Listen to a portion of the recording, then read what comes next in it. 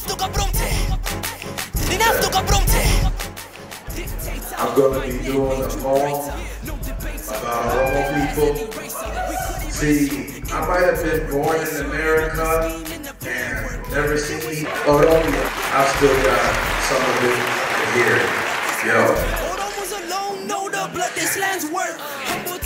Our lives may be hurt, but our pride is still working because our minds have a purpose, and that's to be supportive of our people and the causes, lest we perish. Oromia is a beautiful place to be. It should always be cherished because it runs through the veins of our friends and our parents. When it comes to our culture, I can never be embarrassed. I wear my culture on my sleeve, so whatever you need, put them on me.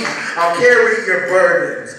From our music to our flag, I can't pass the opportunity to represent it, man. Born in America, so I can only begin to understand the oppression and transgressions from the rulers of the land. See, I refuse to be racist and say names, but it's hard for me to take it when things refuse to change. We need to gain what's rightfully ours and ride the rest of this battle out like a new car. In each Oromo child's face, there's a new star. So despite where you come from, never forget who you are. I feel heat when I see a hungry Oromo family without much to eat. Whether we're related or not, our bonds are ours to keep. What we find is what we seek, and unless we stand up now, our future is bleak. We have no excuse not to raise the roof and expose corruption for what it really is, because we need the truth. To all of those who fought for our freedom, I salute.